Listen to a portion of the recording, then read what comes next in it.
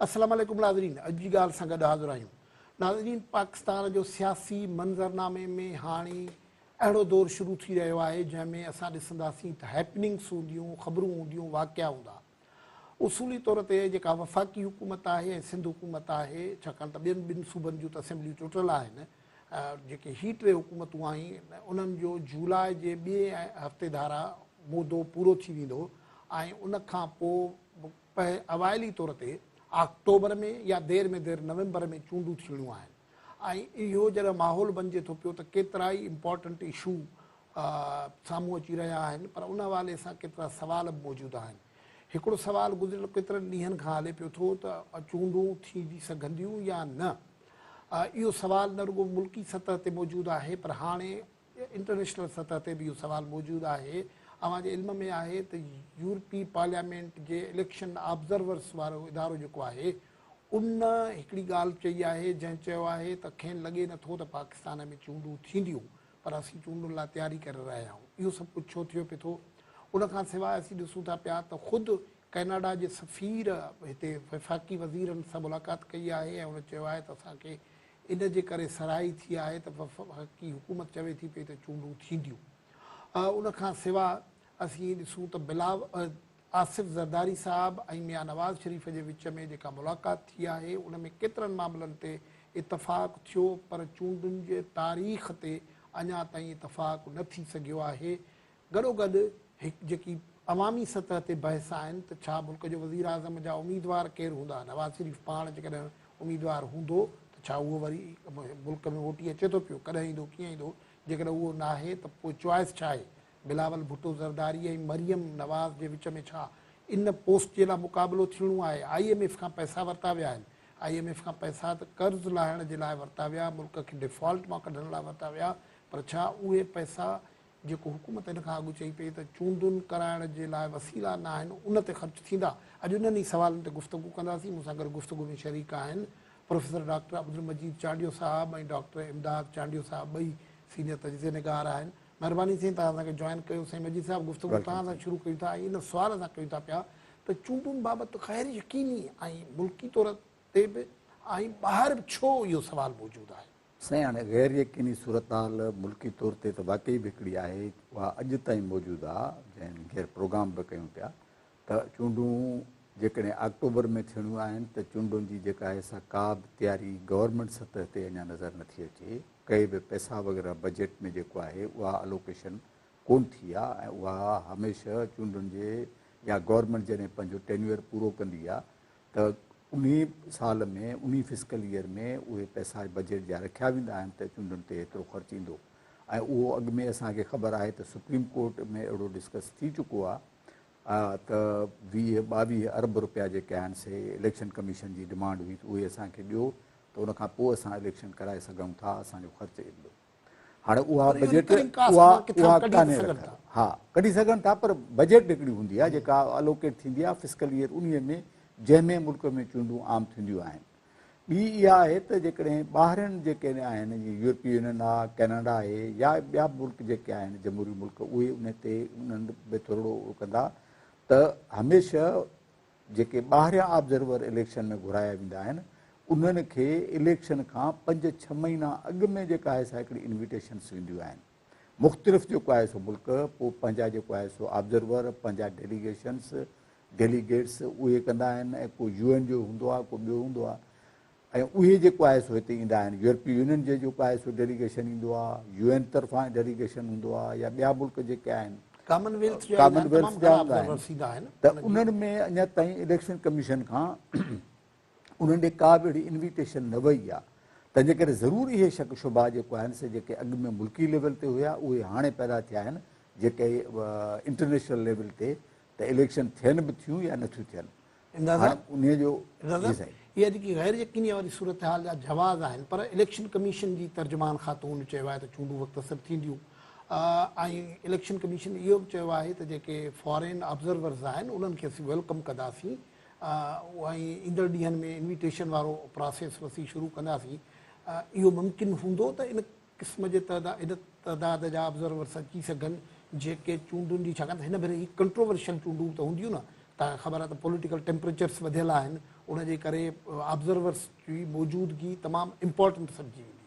जी बिल्कुलु, तव्हां जो जेको पंहिंजो नुक़्ते नज़र तव्हां रखियो आहे त उन में गैर यकीनी सां गॾोगॾु इहा ॻाल्हि बि तव्हां ॿुधाई त इलेक्शन कमीशन जेका आहे पाकिस्तान जी उन जे तर्जुमान वाज़े तौर ते चयो आहे त चूंडूं थींदियूं। त मुंहिंजो बि इहो ई रायो आहे त इलेक्शन जेका आहे जेका मतिलबु ड्यू आहे ऐं ख़ुदि प्राइम मिनिस्टर बि चई चुको आहे त जेको असांजे हुकूमत जो टेन्यूअर जॾहिं ख़तमु थींदो त असां वेंदासीं ऐं केयर टेकर सेटअप जेको आहे उहो ईंदो। त मां सम्झां थो त इहो आहे, पर हाणे ॻाल्हि इहा आहे त इलेक्शन जीअं ईंदी आहे वेझी ऐं इलेक्शन जे सरगर्मियुनि जे लाइ जेको हिकिड़ो माहौल थींदो आहे, छो त तव्हां उन एनवायरनमेंट ऐं उन इलेक्शन जे माहौल खां सवाइ ऐं सियासी चटाभेटी जे माहौल खां सवाइ ऐं जेके आम वोटर आहिनि या शहरी आहिनि उन्हनि जी हिकिड़ी मुयसर दिलचस्पी या शिरकत खां सवाइ चूंडूं जेके आहिनि उहे मतिलबु तव्हां पोइ उन्हनि खे उन मयार जूं चूंडूं नथा चई सघो जेकॾहिं हिकिड़ो भरपूर माहौल उहो चूंडुनि वारो नथो थिए। एस्पेक्ट जेको मूं तव्हां सां शेयर कयो न त हीअ चूंडूं हिन भेरे वधीक मतिलबु हाई टेम्परेचर्स में थींदियूं न। बिल्कुलु बिल्कुलु, इन जो त आहे त ऑब्जर्वर्स न हूंदा त पोइ उन्हनि जी मतिलबु फेयरनेस ऐं उनजे सवाल जी मां सम्झां थो त जेकॾहिं इलेक्शन कमीशन पाकिस्तान जेका आहे उहा पंहिंजे जेको मैंडेट आहे उनजो ऐं उनजी जेका रिक्वायरमेंट्स या घुरिजूं आहिनि हिकिड़ी फ्री ऐं फेयर इलेक्शन जूं, त उन ते कोशिशि कंदी। मुंहिंजो जेको पंहिंजो हिकिड़ो नुक़्ते नज़र आहे त इन जे पेश नज़र त जेके मुल्क में छाकाणि त हाणे तव्हां ॾिसो त इहो हिकिड़ो अलमियो आहे पाकिस्तान जो, जॾहिं खां वठी पाकिस्तान वजूद में आयो आहे त असां जेकॾहिं किन हिकिड़ी इलेक्शन खे मॉडल इलेक्शन 70 जे चूंडुनि खे असां चऊं था, पर उते इहा ई साॻी ॻाल्हि अचे थी त उन्हनि चूंडुनि जे नतीजनि खे तस्लीम न कयो वियो ऐं नतीजे में पाकिस्तान जेको आहे सो 2 अध थी वियो। त इन जे करे इहो हमेशह हिकिड़ो असांजो हिकिड़ो ड्रीम आहे या हिकिड़ो ख़्वाबु आहे पाकिस्तान जे जमहूरियत पसंदनि जो, पाकिस्तान जे जेके अवाम जी राय जे बुनियाद ते हिकिड़ी हुकूमत चाहिनि था त हिकिड़ी चूंड जेका आहे सा उहा वाक़ई हक़ीक़त में जेका आहे फ्री ऐं फेयर हुजे, जंहिंमें वोटर्स जेको आहे आज़ादी सां पंहिंजे वोट जो इस्तेमालु करे सघनि। त इहा ॻाल्हि तव्हांजी सही आहे त उन हवाले सां के अहिड़ा सुवाल आहिनि अॼु जी मुल्की सूरत हाल में जेके मौजूदु जेका इलेक्शन आहे उनखे कंट्रोवर्शियल या उनखे मुतनाज़ा बनाइनि था। तंहिंजे करे जेको बैन अल-अक़वामी या गैर जानिबदार मुबसरनि जो अचणु इलेक्शन खे जेको आहे सो वॉच करणु ऐं उनजो मुशाहिदो करणु इहो ज़रूरी आहे, इहो इंतिहाई ज़रूरी आहे। वज़ीर साहिब जी ॻाल्हि पई चई त उनजे लाइ घुरिबल हिकिड़ो वक़्तु हूंदो आहे। तव्हांखे ख़बर आहे त माण्हू अप्लाए कंदा आहिनि, पोइ त सिक्योरिटी इदारा क्लियरेंस ॾींदा आहिनि, हिकिड़ो प्रोसेस आहे। हाणे त वक़्तु ई थोरो हूंदो, उन में कीअं इहो सभु कुझु कमु थी सघंदो, जेकर न थींदो त वरी कहाणी थींदी त हिन ऑब्ज़र्वर्स खे अलो न कयो वियो या उन्हनि खे फैसिलिटेट न कयो वियो, पोइ वरी चूंडुनि जे नतीजनि जी अथेंटिसिटी मतिलबु हिकिड़ो पॉलिटिकल इम्पैक्ट बि थो बणिजे। त इहा इन ई सां वरी इहो थींदो नाज़ साहिब त मां सम्झां थो जेकॾहिं तव्हां फॉर्मेलिटीज़ या जेके उन जूं घुरिजूं पूरियूं करण लाइ जेकॾहिं तव्हांखे थोरो वधीक वक़्तु दरकारु हूंदो त थी सघे थो त इलेक्शन अक्टूबर जे बदिरां थोरो अॻिते वञे, मुमकिन आहे माना महीने अक्टूबर जे बदिरां नवंबर थी वञे या डिसंबर थी वञे। माना हाणे मां को हतमी तौर ते या नथो, छो त असां राय क़ाइमु नथा करे सघूं त इलेक्शन कमीशन त चए थी त असां वक़्त ते कराईंदासीं। हाणे उहो वक़्तु ॾिसणो आहे। बहरहाल इन में इहा ॻाल्हि त हिन वक़्तु इन ॻाल्हि जी अशद ज़रूरत आहे ऐं हिकिड़ो अहम मसइलो आहे त हिकिड़ी चूंडियल हुकूमत नए मैंडेट सां जेकॾहिं उहा ईंदी त उहा काफ़ी जेके मसइला मुल्क खे दरपेश आहिनि या जेका सियासी बेयकीनी आहे ख़ासि तौर ते जेका मुल्क जी मईशत ते बि असरअंदाज़ थिए थी, उन में उनखे रिमूव करण में उनखे बहितर बनाइण में मददगार हाणे गुफ़्तगू जारी रखूं था। साईअ जो वक़्तु थियो आहे, पर उन खां अॻु में ॻाल्हि इहे था कयूं जेका मजीद साहब ॿुधाईंदासीं त मिसाल तौरु चूंडूं थियनि ऐं ट्रांसफर ऑफ पावर या चूंडुनि जे नतीजनि खे तस्लीम करण वारा सुवाल बि इम्पोर्टेंट हूंदा, साईं जो वक़्तु आहे।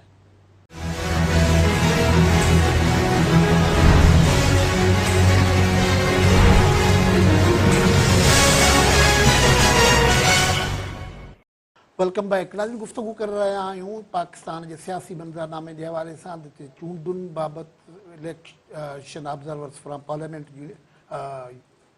यूरोपीय यूनियन जी पार्लियामेंट जो वफ़द जेको आहे उन्हनि जो हिकिड़ी ऑब्ज़र्वेशन आई आहे त चूंडुनि बाबति अॻे कहिड़ी सूरत हाल आहे ऐं उन सां रिलेटेड ॿिया बि सुवाल आहिनि। गुफ्तगू खे अॻिते वधायूं। वजी साहब, पाण तव्हां ॾांहुं अचिणो हुयो, पर हुन खां अॻु में असांखे जॉइन कयो आहे इस्लामाबाद मां सीनियर जर्नलिस्ट एजाज़ अहमद।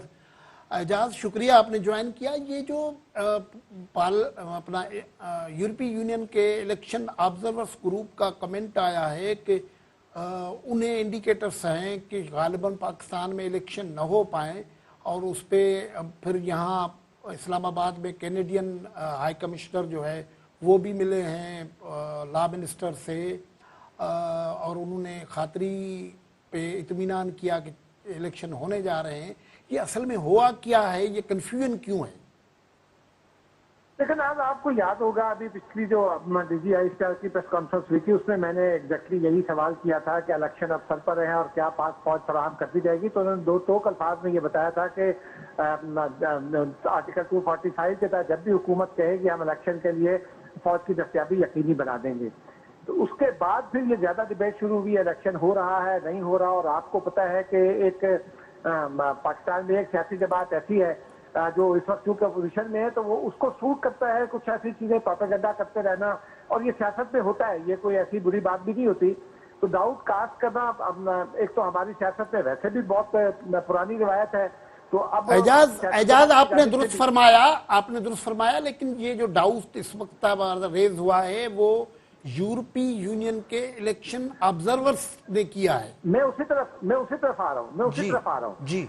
अच्छा, वो कोई फॉर्मल कमेंट नहीं है, कोई बाज़ाब्ता तौर पर उनकी ऑब्जर्वेशन नहीं है, कोई बाज़ाब्ता तौर पर कमेंट नहीं है। मिस्टर गेलर हैं जो पहले भी 2018 में भी पाकिस्तान आए थे, यूरोपीय यूनियन के जो ऑब्जर्वर्स आए थे, और यूरोपीय यूनियन के यही वो ऑब्जर्वर थे जिन्होंने 2018 के इंतखाबात को, जिसमें RTS बैठ गया था, उसमें उन्होंने ये कहा था कि जी ये निस्बतन पुरअमन और निस्बतन साफ शफाफ इलेक्शन है, और बड़े पुरअमन और साफ शफाफ इलेक्शन हुए हैं।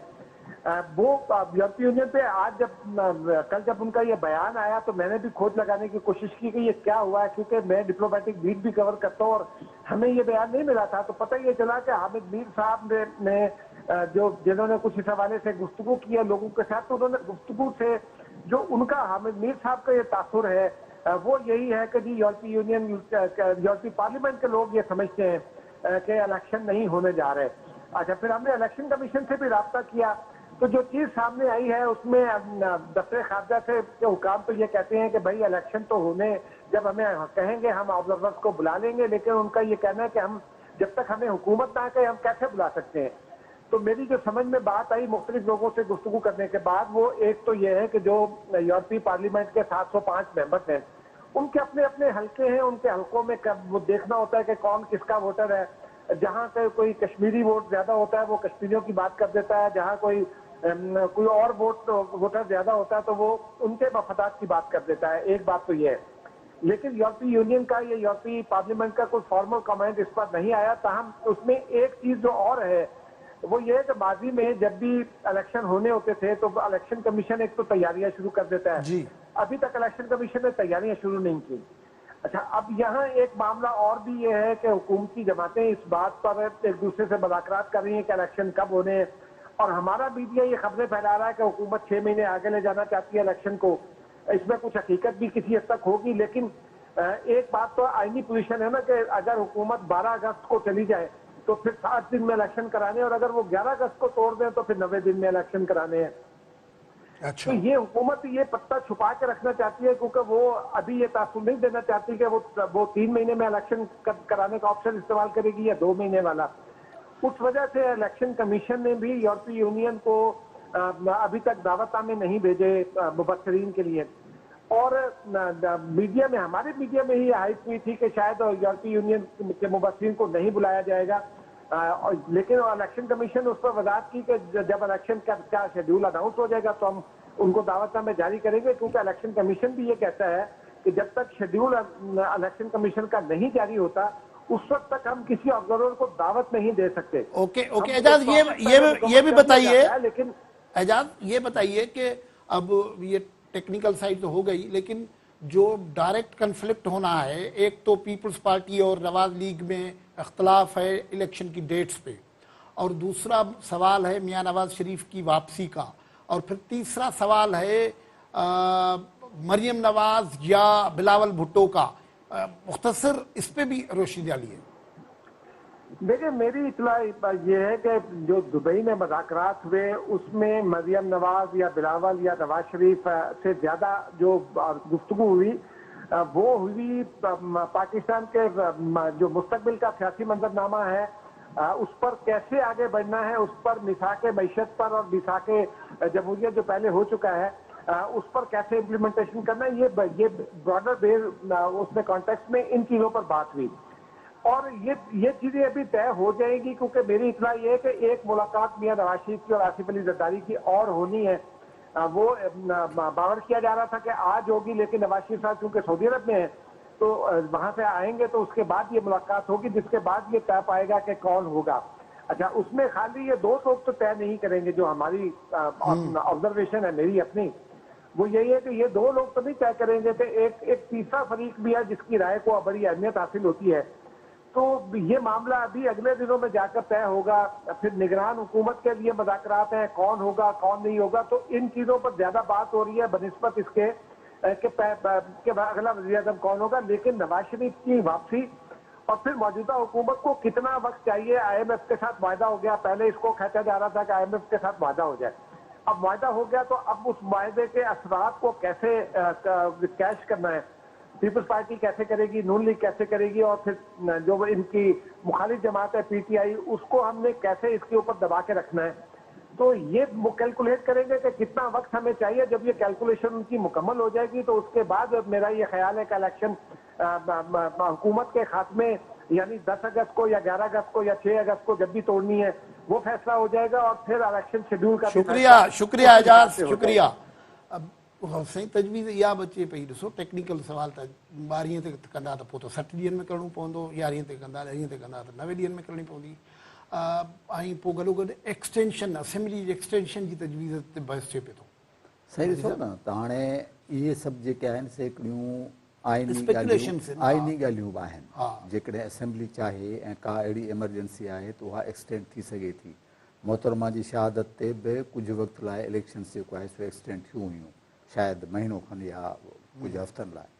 त इहे सभु हिकिड़ियूं जेके आहिनि इन में मुंहिंजे ख्याल में त जेको हिकिड़ो हाइप क्रिएट करणु आहे उहो आहे। ऐं ख़ुदि इहे जेके शयूं हिकिड़ियूं अचनि थियूं त साईं ज़रदारी साहिबु ऐं मियां नवाज़ शरीफ जेको आहे वेही पाण में हाणे तय था कनि त हाणे वज़ीर आज़म केरु थींदो। सही ॻाल्हि चई एजाज़, त टीं धुर बि आहे, ॿियूं धुरियूं पाकिस्तान में टीं धुर खां वधीक आहे त ॿ मुल्क जूं वॾियूं पार्टियूं आहिनि, उन्हनि जो जॾहिं जॾहिं बि वेहणु थियो आहे त उन्हनि हिकिड़ो त जेकॾहिं थियो त मिसाक जमहूरियत उन्हनि ॾिनी, वरी जेकॾहिं ॿी पाण गुफ़्तगू जारी रखूं था, ब्रेक वठूं था। साईं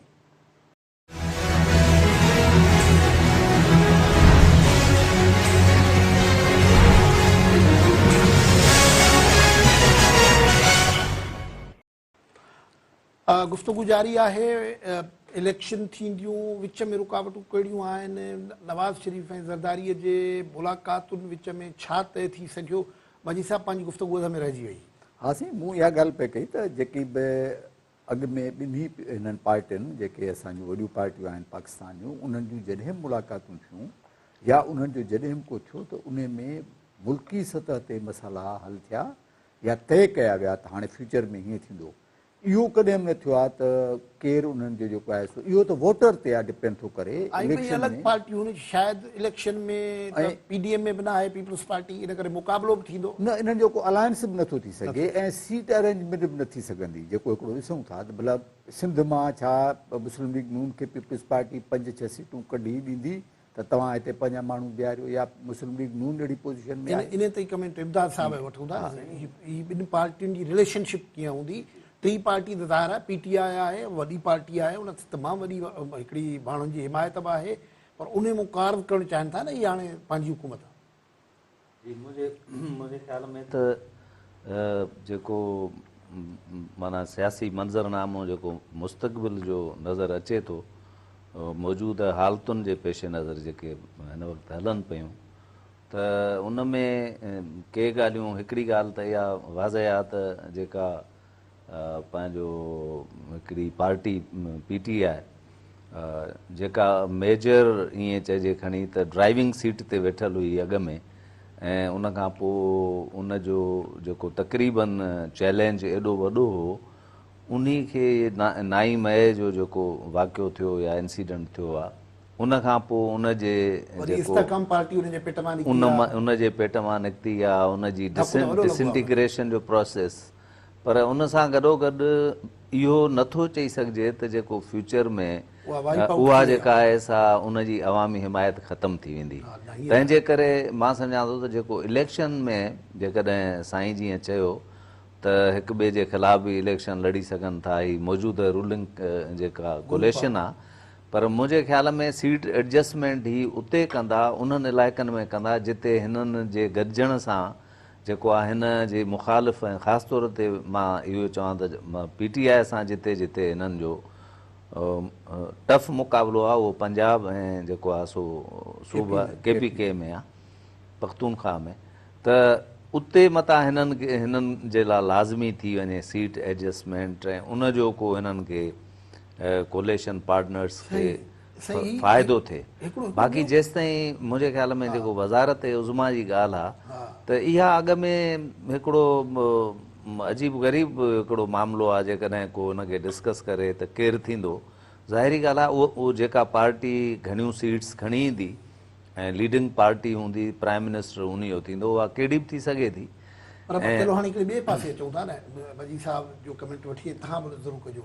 एजाज़ हिकिड़ी गुफ़्तगू कई, उहा इम्पोर्टेंट हुई त भई IMF जो डील लाइ कहाणी हुई ऐं IMF जा पैसा त अची विया आहिनि, हाणे हुकूमत चाहींदी त उनजो कुझु समर त मिले न। समर ज़ाहिर आहे पॉलिटिक्स जॾहिं थिए थी, उहो को मतिलबु ख़ैराती कमु नथो हुजे, उहो कैलकुलेशन्स जी गेम आहे न पॉलिटिक्स। त माना उहो चाहींदा त छा माण्हुनि ताईं बेनिफिट पहुचनि, इकोनॉमिकल बेनिफिट पहुचनि, हुनजे नतीजे में सिंपथीअ जो सर्किल ठहे, वोट मिले। हाणे इहो त डिघो प्रोसेस थींदो, हुनजे समर जो इंतज़ारु कंदा छा? एक्सटेंशन जी ॻाल्हि बि थिए पई छा? मां नथो सम्झां त हिन IMF जी जेका आहे सा डील खां पोइ ई उनजो समर जेको आहे सो इन्हनि विदिन 2-3 मंथ्स जेको आहे सो अचीव कंदा, जेका बि हूंदी न। उनजे करे ॻाल्हि इहा पई थिए त इहो असेंबली जो एक्सटेंशन न थिए, उहो पॉसिबल आहे, छो त इहे त हिकिड़ियूं जेके आहिनि से आइनी आहिनि न से, उन में इहो बि असेंबली जो एक्सटेंशन जेकॾहिं थिए थो, या उनजी जेका आहे सा इलेक्शन्स जो जेकॾहिं थिए थो कुझु वक़्त लाइ, कुझु महीननि लाइ या महीने लाइ, त इहे सभु हिकिड़ियूं जेको आहिनि सो कानून मुताबिक़ थींदियूं, ऐं जेकॾहिं कानून मुताबिक़ मुल्क में जेके बि शयूं थियनि थियूं उन्हनि खे वेलकम करणु खपे, उहे सुठियूं ऐं बहितर शयूं। न पर पोइ ॾिसो इन ते इख़्तिलाफ़ जेको मुंहिंजो आहे ख़्यालु त हिन जेका मौजूदा हुकूमत आहे शहबाज़ शरीफ़ जी, उन ख़ासि तौर ते जेको माशी जेको बहरान जे करे उन जी जेका सपोर्ट आहे उनखे वॾो धकु लॻो आहे।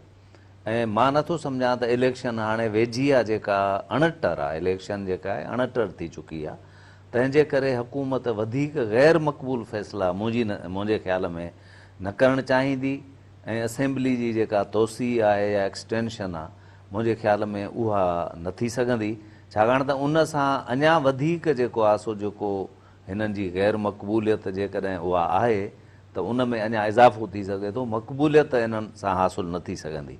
सो तंहिंजे करे IMF जो जेको मुआहिदे जो फ़ाइदो थियो आहे, मजमूई तौर ते मुल्क जी मईशत खे, कारोबार खे जेको थोरो इस्तेहकाम हिकिड़ो शुरू थी वियो आहे, उन जा आसार आहिनि।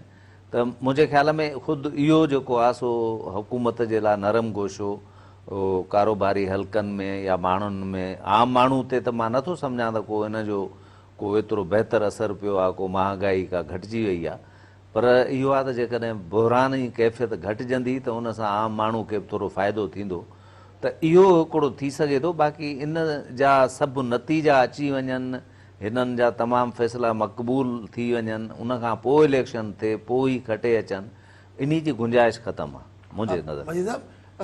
ही जेको हिननि जो नवाज़ शरीफ़ वारो आइडिया आहे, उहो छा थींदो? ख़्याल नवाज़ शरीफ़ त चाहे पियो नवाज़ लीग में मामला हुया, पीपल्स पार्टी चवे पई अॻु में चूंडियूं, नवाज़ लीग शहबाज़ शरीफ़ चवे पियो थोरो पुठिते कजनि, नवाज़ शरीफ़ चवे पियो त मोटी अचिजे, त नवाज़ शरीफ़ जे मोटी अचण वारो अञा रस्तो त साफ़ न पियो थिए, बिल्कुलु मुख़्तसर वक़्तु आहे, इन करे उन साईं ॾिसो त नवाज़ शरीफ़ सां एक्चुअली जेका बि आहे उहा हिकिड़ी जेका असां हिकिड़ो इनजस्टिस त आहे त लाइफ लॉन्ग कंहिं बि हिकिड़े पॉलिटिकल लीडर खे हिकिड़े स्ट्रोक सां जुडिशरी मां इहो डिसीशन अचे त बाबा हीअ लाइफ लॉन्ग जेको आहे सो हाणे डिस्क्वालीफाइड आहे। इहो किथां जो माण्हू जो कंहिं बि सज़ा में किथे बि उमिरि क़ैद सज़ा बि 10 साल माण्हू काटे चवंदा आहिनि त हाणे ॿाहिरि निकिरी वञे। हीअ त ॼण हिकिड़ो आहे त उनखे त फांसी जी सज़ा ॾेई छॾियो कंहिं पॉलिटिशियन खे त तोखे हिसो न आहे वठिणो। ऐं उनखां पोइ नवाज़ शरीफ़ जो मोटणु वापसी जो हिकिड़ी शइ माहौल त अहिड़ो आहे, संदसि हुकूमत आहे उन में बि न आयो त पोइ कॾहिं ईंदो न। जेके केस आहिनि इहो हिकिड़ो बहितर अमल आहे हिननि जो त जेकॾहिं हुनजो आहे त सभु जो सभु केस ईअं ई वापसि वठे जंहिंजो इख़्तियार हिकिड़ो प्राइम मिनिस्टर खे या गवर्नमेंट खे आहे। पर उहे जीअं हाणे ताज़ो हू हिकिड़े केस मां हुनखे बरी थियो आहे त इन लिहाज़ सां हिकिड़ी जेका आहे सा इहो प्रोसेस इन मां हुनखे गुज़रणु खपे ऐं हिकिड़ो जेको आहे सो इंसाफ़ जूं तक़ाज़ाऊं पूरियूं थियनि। हे ईअं आहे जीअं अॻु में इंसाफ़ थियो त लठ खणी हुनखे जोरी डिस्क्वालीफाई कयो वियो ऐं हाणे वरी ईअं खणिजे त बाक़ाइदे वरी डंडो खणी हुनखे जेको आहे सो वरी उन वापसि वठिजे। इहे शयूं जेके बि आहिनि उहे मुल्क जे हिकिड़े नाम नेकी लाइ ऐं ख़ुदि उन्हनि पॉलिटिशियन लाइ ग़लति आहिनि। महिरबानी साईं डॉक्टर अब्दुल मजीद चांडियो साहब, महिरबानी डॉक्टर इमदाद चांडियो साहब। नाज़रीन, अॼु असां पाकिस्तान जे इलेक्शन जे हवाले सां जेकी इंटरनेशनली ऐं नेशनली मुख़्तलिफ़ क़िस्म जा डाउट्स कास्ट थियनि त पिया उन्हनि जो हवाले सां गुफ़्तगू कई, इलेक्शन जे हवाले सां पॉलिटिकल सीन जे हवाले सां गुफ़्तगू कई। अॼोकी गुफ़्तगू मां हितां मोकिलायूं था। अला भाई।